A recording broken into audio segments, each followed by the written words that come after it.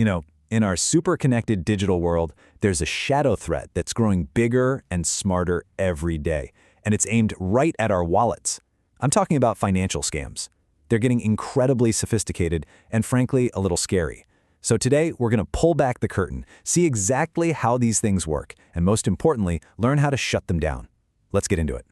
And look, this isn't some minor issue we can just ignore. Just take a look at this chart. It shows the hard numbers. From 2017 to 2021, reported fraud cases just kept climbing, hitting almost 25,000 in just 1 year. This isn't a random blip on the radar, folks. It's a really clear, really worrying trend that shows these scammers are getting busier and, well, better at what they do.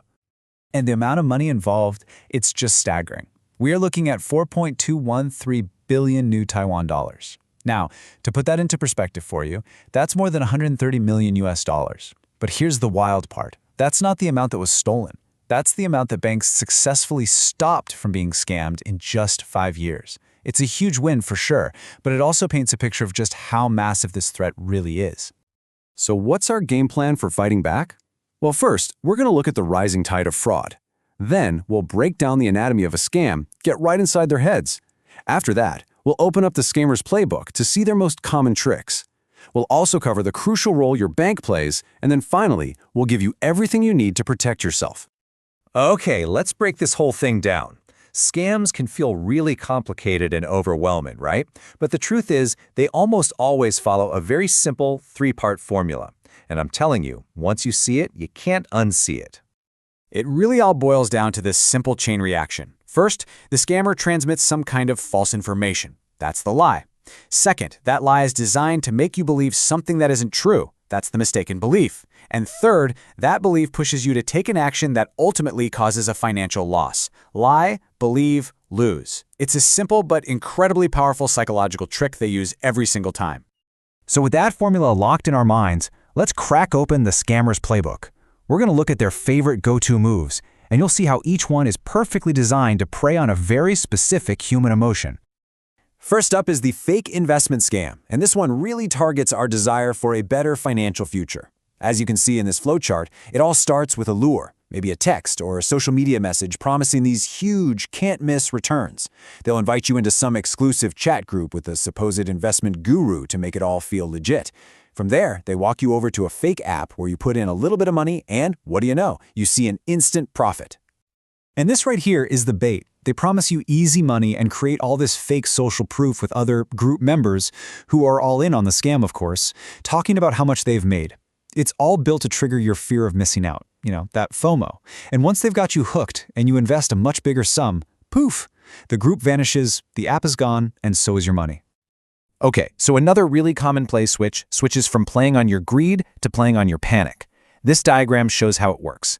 You get this urgent phone call, supposedly from an online store you've used. They'll claim there was a mistake with your payment, and now you're accidentally signed up for a really expensive installment plan. They sound super professional, they might even have your order details, and their one and only goal is to make you freak out. And this is how they spring the trap. To fix this problem that doesn't actually exist, they pressure you, telling you that you have to go to an ATM right now. They stay on the phone with you, walking you through a bunch of steps that they say will cancel the plan.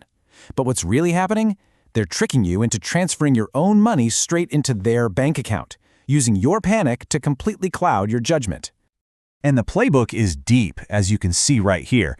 I mean, it goes from fake job offers and those annoying phishing texts to the classic guess who I am call, where it's a relative who suddenly needs cash. The methods are always changing, but that core formula we talked about, lie, believe, lose, it's always the same. Impersonating someone in authority is a particularly nasty tactic because it weaponizes our fear and our instinct to protect our family. Just listen to this quote from a real victim. The scammers create this immense pressure, this feeling of crisis, and then they try to isolate you. They'll often insist it's a secret investigation, so you won't call anyone else for a second opinion. Okay, I know, hearing about all these threats can feel pretty overwhelming. But here's the good news. You are not in this fight alone. Let's talk about a huge ally you have, your bank. They are often the very last line of defense. This brings us to a really simple but incredibly powerful tool called the caring question. When you go to make a large or unusual transfer, bank staff are actually trained to ask you things like, "What is this transfer for?" And listen, it's not about them being nosy. It's a critical safety check. That one simple question, that moment of pause, forces you to step outside the scammer's bubble of fake urgency. And it works. It has successfully stopped over 10,000 fraud attempts. It completely breaks their spell. Now, your bank is a fantastic safety net, but the single strongest defense you have is your own awareness. So let's talk about building your personal shield, and it starts with a simple but really effective mindset. It all comes down to a simple 4-word mantra that I want you to remember. Stop, look, listen, check. Anytime, and I mean anytime, you feel rushed or pressured into a financial decision, just run through this mental checklist. Let's walk through it together. First, just stop. Scammers need you to be in a panic, so just take a beat, take a breath. Second, look. Verify who you're actually talking to, but do it independently. Go to the official website or call the official number you find online, not one they give you. Third, listen to your gut. If something feels off, it probably is. And finally, and this is so important, check. Talk to a friend, a family member, or your bank. Just having a quick conversation with someone outside the situation can instantly shatter the scammer's illusion. At the end of the day, scammers are always going to be changing their tactics. That's why awareness is our most powerful weapon. The more we all understand their playbook, the safer we all become. So, take a second to think about the question on this slide, because just being able to recognize the threat is the very first and the most important step to making sure you never become a victim.